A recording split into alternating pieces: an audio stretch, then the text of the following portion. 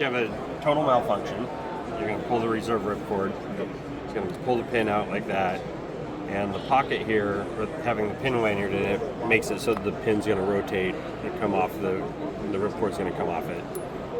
Can you show what it would look like if you weren't sticking it into the pocket to see what it would? Well, Possible to. basically, the pin would stay on the ripcord, and it would end up getting basically jammed up against the end of the ripcord housing. It serves the same function as the Velcro on like a skyhook or something. Okay. So would that cause a total with the reserve? You couldn't. No, because you've already pulled that out. Yeah, the pin is already pulled. So Okay. what's going to happen is you're going to get your hand out here and be like, oh shit, and you're going to get to about a half second, a second of sheer terror while your reserve is open. So you're going to get to line stretch and be like, oh. It's all okay. Yeah. Okay. All right. So it's just more of a feel-good thing. Yeah. Okay. And it was pointed out to me that there could be a situation where like you're already in an entanglement, like you've got stuff going on your body. If you let go of the ripcord, that becomes a snag hazard. But as long as you have your hands on it and you're doing this, it's not a snag hazard.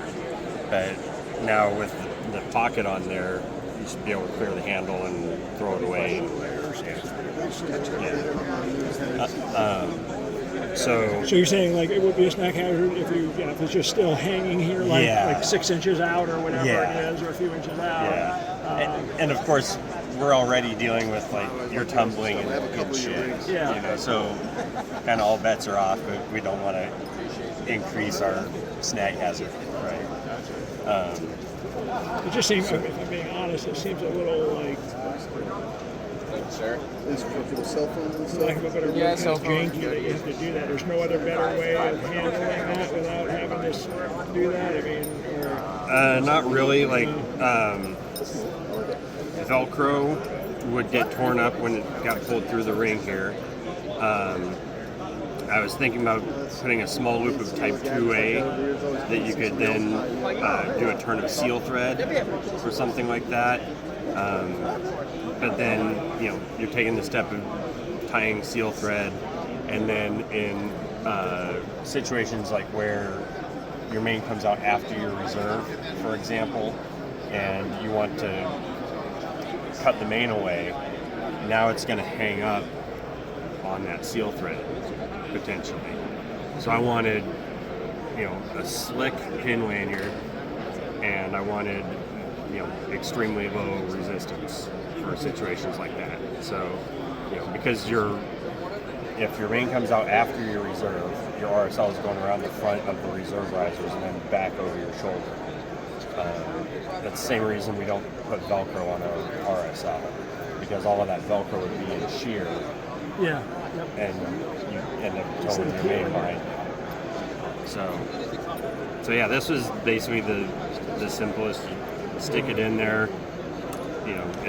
Its only job is to make the pin rotate. So we've pulled the reserve ripcord. Pilot chute launches. The bridle doesn't care which end the pilot chute is on. So go ahead and pull just one end of that.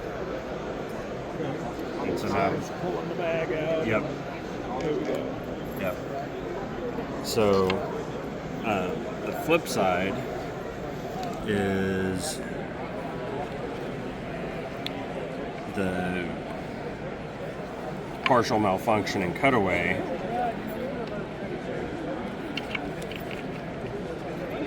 We got this packed in there.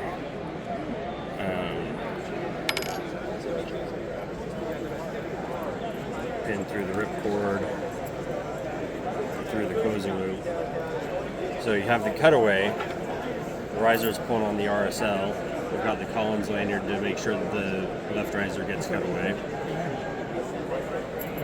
Pulls that out of the pocket, pulls the reserve pin, pin locks against the ring on the MARD, pulls the tab out of the pocket, and then extracts the reserve. And this is basically locked on. Whichever either direction it pulls. Yeah. Like you basically have to have a force acting on the red tab for it to disconnect, or have so much load in the system that the two-way loop breaks, which won't happen under normal circumstances. So we have a MARD that mechanically locks on during your regular cutaways and everything. But also, if you're in a situation where you're down low, had a canopy collision or something like that, you want to get more material out, you can just deploy the reserve, and because this will still be in the pocket, your reserve will deploy just like there's no MARD in the system. Unlike some other MARDs that have seal thread holding the reserve bridle to the RSL assembly, you're in that situation, you might just get the reserve pilot chute out. And then, or you do what you're taught not to do and cut the main away to try to get the reserve out. So I'm sorry, say that again? So, like, we're below 1,000 feet, we've got something going on. We're taught to get more material out. Yes. So you pull the reserve, you get the pilot chute out. Yep. And it doesn't go any farther because The seal it's tied thread. to the seal thread and whatever other thread involved. So then you're either writing in what main you have and the reserve pilot chute, Okay. or you're going to kind of roll the dice and stroke the cutaway handle and hope that the MARD does its job and you get a reserve out. So with this one, you can stroke the reserve handle, get your reserve deploying, or you could pull the cutaway handle and have confidence that the MARD is actually going to stay connected and do its job. So it's kind of the best of both worlds, I feel. So you don't have the problem with yours where, like on the Skyhook, it's who's going to beat? Is the pilot chute going to beat it, or is the main going to beat it? Okay, so you can't have that situation. No. And a lot of people ask, well, what about a horseshoe malfunction? We have a horseshoe with the main? Yeah, main horseshoe malfunction. The Australian Parachute Federation had a video, they put out a video some years ago. They had a jumper actually do that jump, like had the reserve pilot chute or main pilot chute attached to their body somehow. Yep. They tied off the main bag so that it stayed a bag lock and would have like half of the lines come unstowed. And they were jumping a rig with the riser covers open. When he pulled the cutaway handle, there was not enough drag on the main risers to release them from the three-ring. Yeah. So at that point, they're definitely not going to have enough drag on them to pull the reserve. Right. So that jumper deployed the reserve manually. The pilot chute cleared the horseshoe, and then when it extracted the free bag, the MARD would have been disconnected at that point. And the free bag hit the main risers and knocked them loose, and then the reserve deployed. And there's a temporary entanglement of the main and the reserve, but it cleared before the slider came down on the reserve.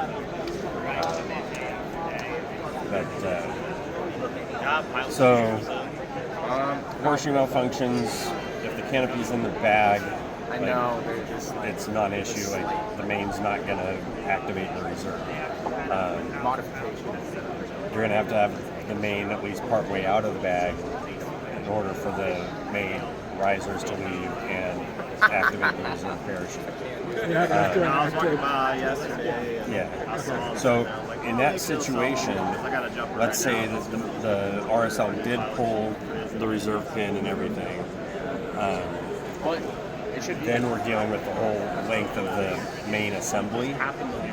So from the entanglement point, let's say it's the main bridle or whatever, you've got the length of the main bridle, the length of the main suspension lines, plus the riser, plus the RSL, going up to the attachment point on the reserve bridle. where you've got the reserve pilot chute pulling on everything. Do you know Ohio very well? And that's going to have enough length in this side of the system on the main to get the reserve feedback out of the container and into clean air to where it can still self-deploy. A fair amount when he's back there. Like And again, we're dealing with an entanglement. Yeah. This is all assuming that everything clears the entanglement, you know, and it doesn't get eaten up by spinning main or something. Yeah. And we did some tests in a wind tunnel where we were playing with horseshoe malfunctions and everything. And the one time that it may not have worked, we rigged the whole system to fail.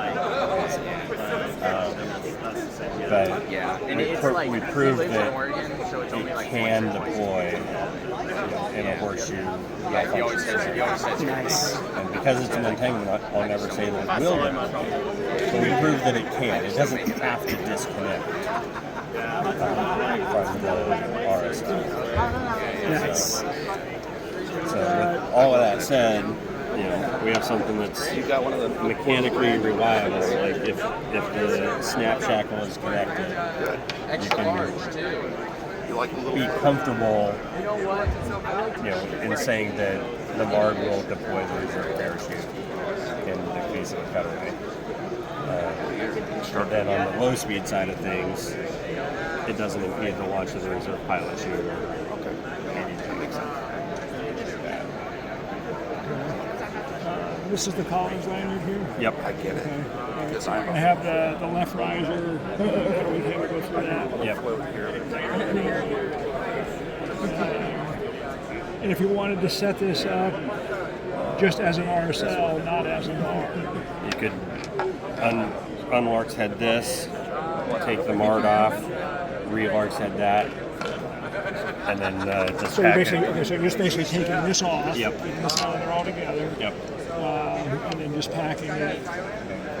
Okay. Yep. You can take the loop off of Take there this if you off felt too. like it. Okay.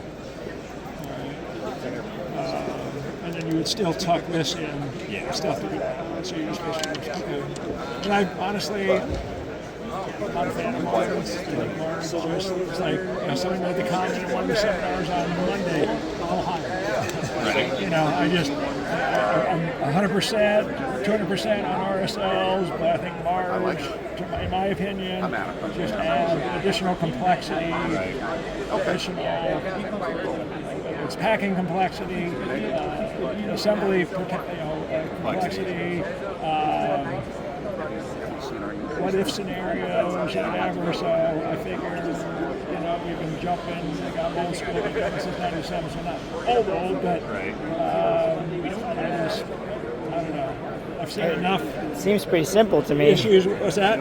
This one seems pretty simple to Well, me. see, my point is, everything is simple when it's on the ground like this, but in a real life situation, you know, sometimes all never bets know. are off, Yeah. you know, so Well, you can, and see, that's my thing with the seal thread. Yeah, the seal thread. on other MARDs. Like they can actually, like, I think we have somewhere, and maybe it's on a.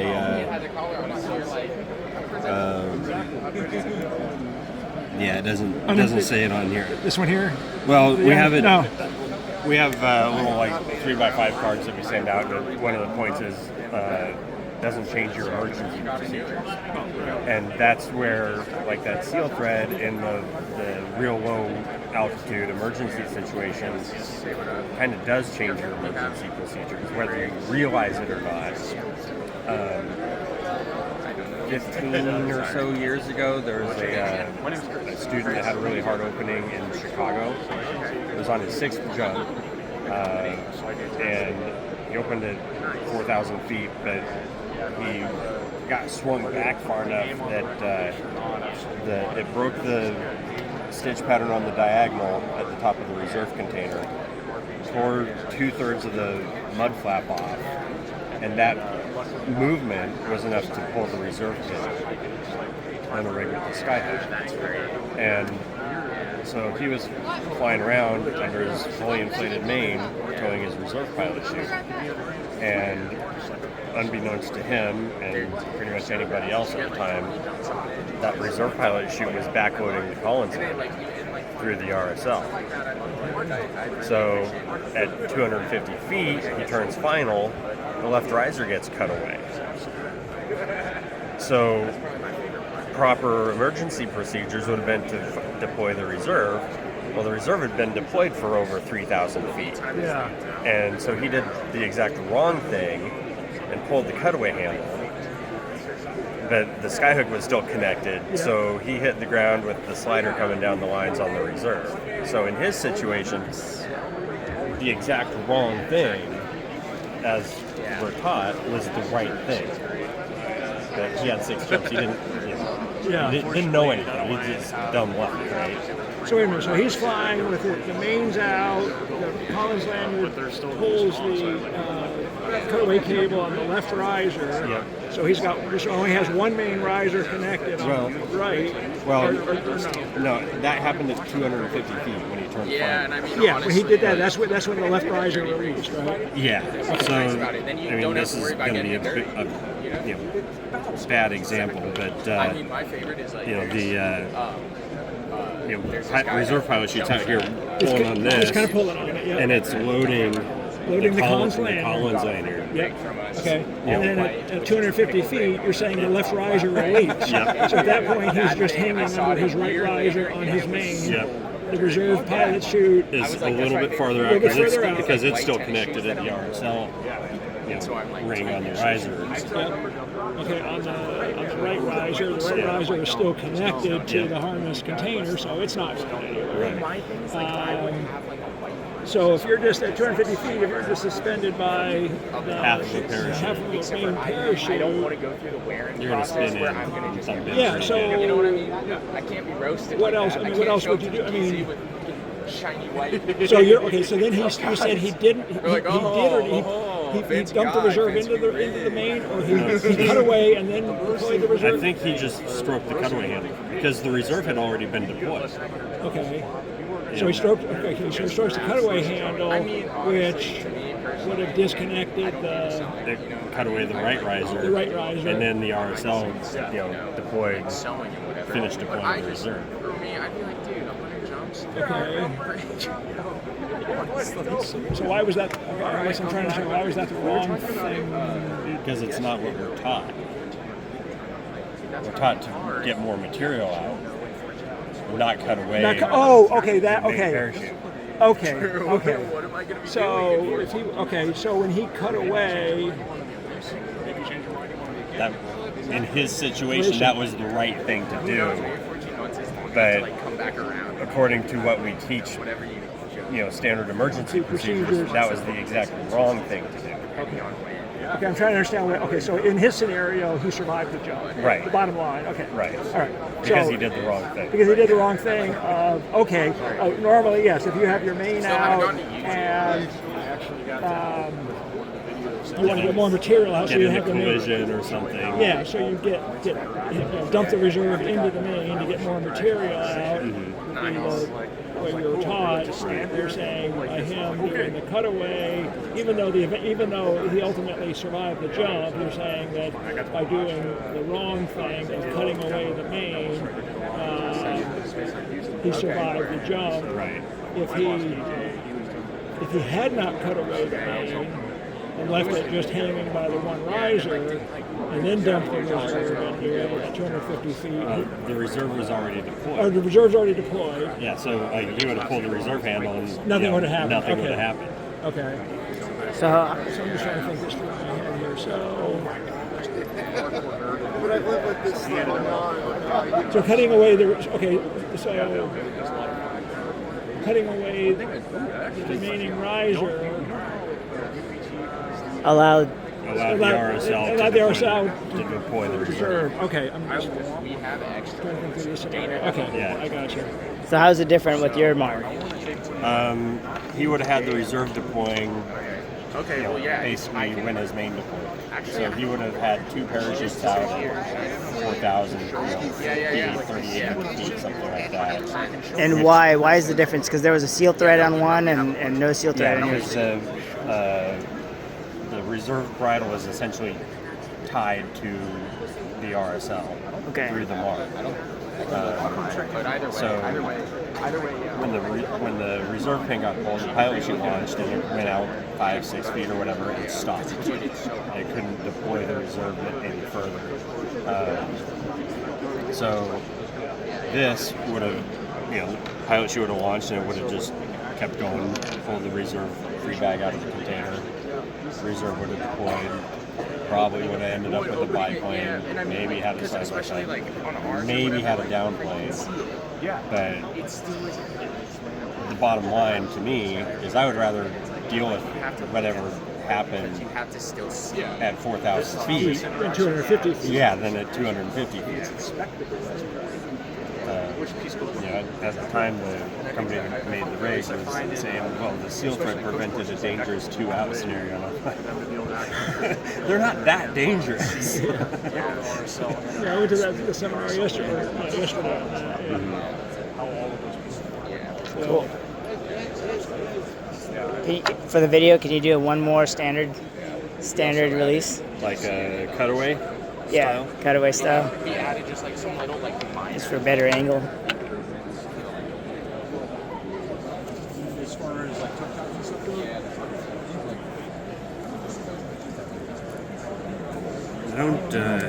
I don't seek the public limelight.